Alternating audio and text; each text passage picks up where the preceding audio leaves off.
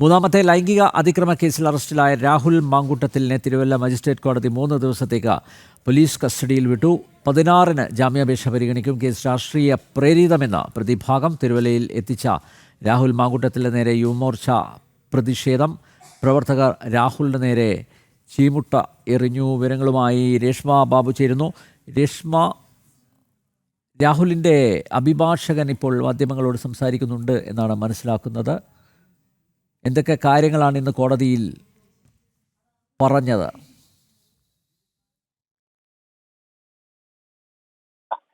രാഹുൽ മാങ്കൂട്ടത്തിലിന്റെ അഭിഭാഷകരാണ് അല്പസമയം മുൻപ് മാധ്യമങ്ങളെ കണ്ടത്. രാഹുൽ മാങ്കൂട്ടത്തിലിന്റെ അഭിഭാഷകരാണ് അല്പസമയം മുൻപ് മാധ്യമങ്ങളെ കണ്ടത്. അതായത് മെനഞ്ഞെടുത്ത ഒരു കഥ, അതിനനുസരിച്ചായിരുന്നു പോലീസിന്റെ അറസ്റ്റ് ഉൾപ്പെടെയുള്ള നടപടിക്രമങ്ങൾ. മാത്രവുമല്ല, കൃത്യമായിട്ട് നടപടിക്രമങ്ങൾ BNSS ചട്ടം പാലിക്കാതെയാണ് രാഹുൽ മാങ്കൂട്ടത്തിലിനെ അറസ്റ്റ് ചെയ്തത് എന്നുള്ള ഒരു വാദം അദ്ദേഹം കോടതിയിൽ ഉന്നയിച്ചിരുന്നു. അത് തന്നെ വിശദീകരിക്കുകയും ചെയ്തു മാധ്യമങ്ങൾക്ക് മുന്നിൽ. മറ്റൊന്ന്, കസ്റ്റഡി അപേക്ഷയിലെ ചില സുപ്രധാനമായിട്ടുള്ള കാര്യങ്ങൾ, SIT വെളിപ്പെടുത്തിയിട്ടുള്ള ചില കാര്യങ്ങൾ കൂടി ഈ ഘട്ടത്തിൽ പുറത്തു വരുന്നുണ്ട്. അതായത് നേരത്തെ തന്നെ പുറത്തു വന്ന ഒരു മൊഴി പ്രകാരം അതിജീവിതയുടെ നഗ്ന ദൃശ്യങ്ങൾ രാഹുൽ മാങ്കൂട്ടത്തിൽ പകർത്തി എന്നുള്ളതാണ്. ഈ പകർത്തിയ മൊബൈൽ ഫോൺ അടക്കം വീണ്ടെടുക്കേണ്ടതുണ്ട്, കണ്ടെടുക്കേണ്ടതുണ്ട് എന്നുള്ളതാണ് SIT സംഘം പറയുന്നത്. അതുമാത്രവുമല്ല, ഈ അതിജീവിതയും രാഹുൽ മാങ്കൂട്ടത്തിലും തമ്മിൽ നടത്തിയ രഹസ്യ ചാറ്റുകളുണ്ട്. ആ ചാറ്റുകളും വീണ്ടെടുക്കേണ്ടതുണ്ട്. അതുകൊണ്ട് തന്നെയാണ് രാഹുൽ മാങ്കൂട്ടത്തിലെ കസ്റ്റഡിയിൽ വേണമെന്നുള്ള ഒരു ആവശ്യം മുൻനിർത്തിക്കൊണ്ട് പ്രോസിക്യൂഷൻ കോടതിയെ സമീപിച്ചത്. ഈ കസ്റ്റഡി അപേക്ഷയിലാണ് നിർണായകമായിട്ടുള്ള വിശദാംശങ്ങൾ ഉള്ളത്. ഇന്ന് 15 മിനിറ്റോളമാണ് തിരുവല്ല ഫസ്റ്റ് ക്ലാസ് മജിസ്ട്രേറ്റ് കോടതിയിൽ രാഹുൽ മാങ്കൂട്ടത്തിന്റെ കസ്റ്റഡി അപേക്ഷയിൽ വാദപ്രതിവാദങ്ങൾ നടന്നത്. ആദ്യഘട്ടത്തിൽ പ്രതിഭാഗം ഉന്നയിച്ചത് അവർക്ക് എതിർവാദങ്ങൾ ഉന്നയിക്കാനുണ്ട് ഈ പ്രോസിക്യൂഷന്റെ കസ്റ്റഡി അപേക്ഷയിൽ എന്നുള്ളതായിരുന്നു. അങ്ങനെ അവർ ഉന്നയിച്ച പ്രധാനപ്പെട്ട വാദം രാഷ്ട്രീയ പ്രേരിതമായിട്ടുള്ള ഒരു കേസാണ്. അതുമാത്രമല്ല, അറസ്റ്റ് നിയമവിരുദ്ധമാണ്, അറസ്റ്റ് ഇല്ലീഗൽ എന്നുള്ളതായിരുന്നു പ്രധാനമായിട്ടും രാഹുൽ മാങ്കൂട്ടത്തിൽ കോടതിയിൽ ഉന്നയിച്ച ഒരു എതിർവാദം എന്ന് പറയുന്നത്. അതായത് ഈ കൃത്യമായിട്ട് നടപടിക്രമങ്ങൾ പാലിച്ചില്ല. വിദേശത്തിരുന്ന് ഒരു യുവതി പരാതി ഇമെയിലായിട്ട് നൽകുന്നു. മാത്രമല്ല, BNSSന്റെ ചട്ടപ്രകാരം പരാതി നേരിട്ട് അന്വേഷണ ഉദ്യോഗസ്ഥനോ അല്ലെങ്കിൽ ഇലക്ട്രോണിക് ഡിവൈസ് മുഖേനയോ കൊടുക്കണമെന്നുണ്ട്.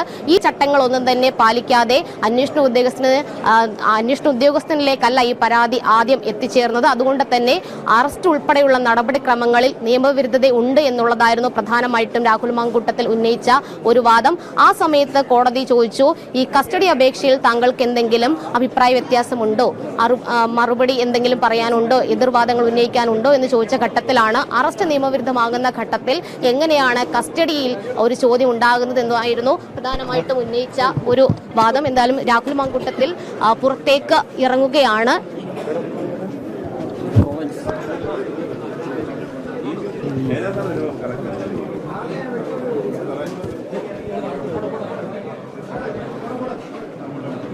രാഹുൽ മാങ്കൂട്ടത്തിൽ തിരുവല്ല കോടതിയിൽ നിന്ന് പുറത്തേക്ക് ഇറങ്ങുന്നു. മാധ്യമങ്ങളോട് പ്രതികരിക്കുമോ എന്ന് കാത്തിരുന്ന് കാണാം.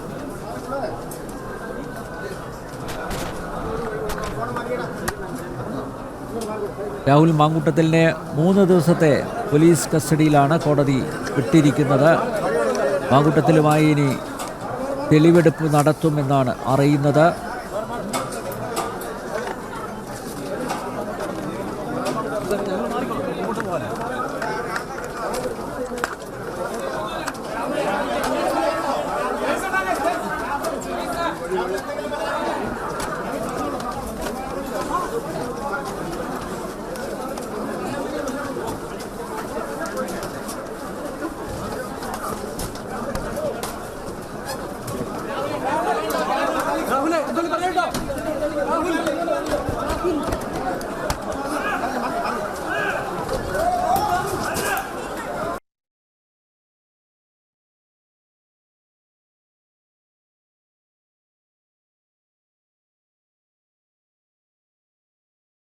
മൂന്നാമത്തെ ലൈംഗിക അതിക്രമ കേസിൽ അറസ്റ്റിലായ രാഹുൽ മാങ്കൂട്ടത്തിലിനെ തിരുവല്ല മജിസ്ട്രേറ്റ് കോടതി 3 ദിവസത്തേക്ക് പോലീസ് കസ്റ്റഡിയിൽ വിട്ടു.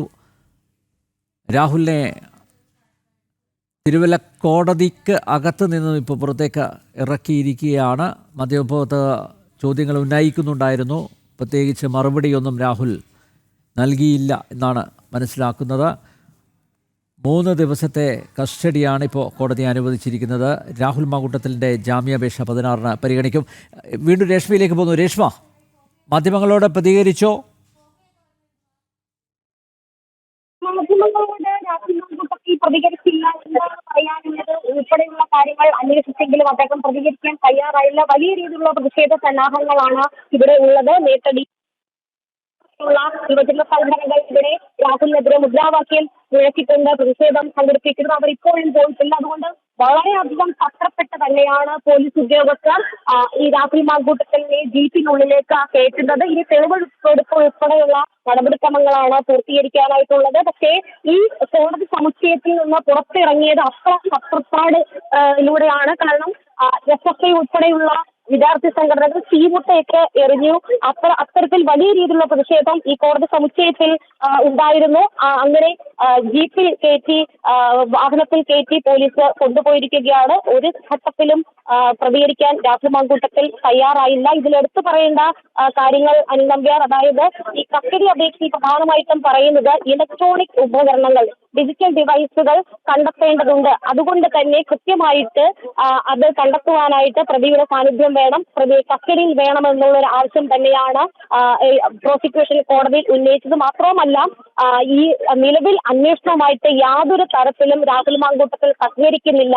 ഈ നിലവിൽ കണ്ടെടുത്തിട്ടുള്ള, അതായത് രാഹുലിന്റെ ഒരു ഫോണ് പിടിച്ചെടുത്തിരുന്നു. ആ ഫോണിന്റെ സ്ക്രീൻ ലോക്ക് അടക്കം ഉൾപ്പെടെയുള്ള കാര്യങ്ങൾ അത് പറഞ്ഞു തരാൻ പറഞ്ഞിട്ട് രാഹുലിനോട് ആവശ്യപ്പെട്ടിട്ട് അതിന് കൃത്യമായിട്ടുള്ള മറുപടിയോ സഹകരിക്കുന്ന ഒരു മനോഭാവമോ രാഹുലിന്റെ ഭാഗത്തുനിന്നും ഉണ്ടായില്ല. അതുകൊണ്ട് തന്നെ കസ്റ്റഡിയിൽ എടുത്തുകൊണ്ട് തെളിവ് ശേഖരണത്തിന് സമയം വേണമെന്നുള്ളതായിരുന്നു പ്രോസിക്യൂഷൻ ഉന്നയിച്ച ആ ആവശ്യം കോടതി അംഗീകരിക്കുകയായിരുന്നു. ഇനി 3 ദിവസം കസ്റ്റഡിയാണ്. അതായത് 15-ാം തീയതി വരെയാണ് രാഹുൽ മാങ്കൂട്ടത്തിന്റെ കസ്റ്റഡി കാലാവധി ഉള്ളത്. 16-ാം തീയതി രാഹുൽ മാങ്കൂട്ടത്തിന്റെ ജാമ്യാപേക്ഷ ഇതേ തിരുവല്ല ഫസ്റ്റ് ക്ലാസ് മജിസ്ട്രേറ്റ് കോടതി പരിഗണിക്കുകയും ചെയ്യുന്നുണ്ട്. ഈ 15-ാം തീയതി കസ്റ്റഡി കാലാവധി അവസാനിക്കുന്നതിന് മുമ്പ് തന്നെ പ്രാഥമികമായിട്ടുള്ള എല്ലാ തെളിവുകളും ശേഖരിക്കുക എന്നുള്ളതാണ് SIT സംഘത്തിന് മുന്നിലുള്ള ഏറ്റവും വലിയ വെല്ലുവിളി. കാരണം ഈ ഡിജിറ്റൽ ഡിവൈസുകൾ കണ്ടെത്തുക, ഒപ്പം തന്നെ രാഹുൽ അന്വേഷണമായിട്ട് സഹകരിക്കാത്തൊരു സമീപനമാണ് സ്വീകരിച്ചിട്ടുള്ളത്. അതുകൊണ്ട് തന്നെ ഈ ഡിജിറ്റൽ ഡിവൈസുകൾ എവിടെയൊക്കെയാണ് ഉള്ളത്, അവ എങ്ങനെയാണ് സൂക്ഷിച്ചിരിക്കുന്നത്, ഇതുൾപ്പെടെയുള്ള കാര്യങ്ങളിൽ വലിയ സങ്കീർണത നിലനിൽക്കുന്നുണ്ട്. എന്തായാലും 3 ദിവസത്തെ കസ്റ്റഡിയാണ് തിരുവല്ല കോടതി അനുവദിച്ചിട്ടുള്ളത്. ഇനി തെളിവെടുപ്പ് ഉൾപ്പെടെയുള്ള കാര്യങ്ങൾക്ക് പാലക്കാട് അടക്കം എത്തിച്ചുകൊണ്ടുള്ള നടപടിയിലേക്കായിരിക്കും. രാഹുൽ മാങ്കൂട്ടത്തിലുമായി തെളിവെടുപ്പിന് പോലീസ് 3 ദിവസത്തെ കസ്റ്റഡിയാണ് തിരുവല്ല മജിസ്ട്രേറ്റ് കോടതി അനുവദിച്ചിരിക്കുന്നത്.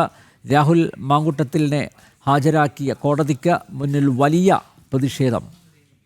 രശ്മിയാണ് വിശദമായ വിവരങ്ങൾ നൽകിയത്.